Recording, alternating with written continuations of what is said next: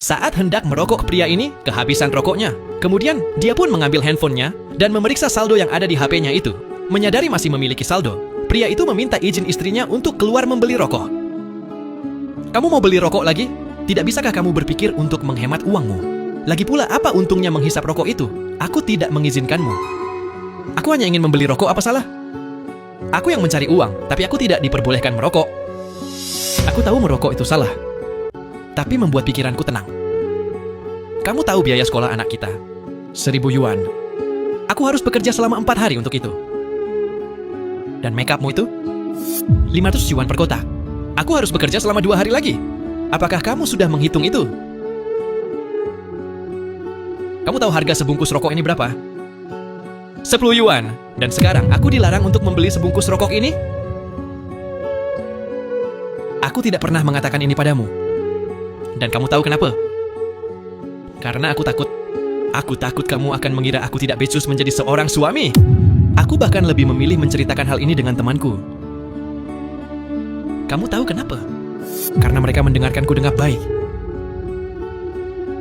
Kamu selalu mengatakan, aku tidak pernah mengerti kamu. Apakah di saat tersulitku, kamu mengerti aku? Bagaimana sulitnya mencari uang di luar sana?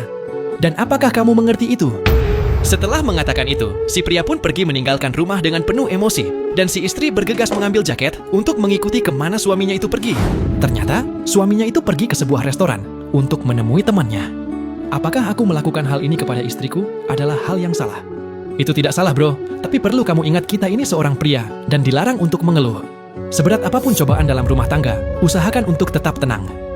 Uang bisa menjadi masalah dalam keluarga, tapi kamu juga perlu memikirkan dirimu sendiri. Sudah kamu tenangkan dulu pikiranmu. Ini sudah larut malam. Aku pergi duluan ya. Setelah mendengarkan curhatan pria itu, temannya pun pergi. Dan tiba-tiba saja istri pria itu datang dengan membawakan sebotol minuman anggur. Si pria yang melihat istrinya datang hanya bisa terdiam.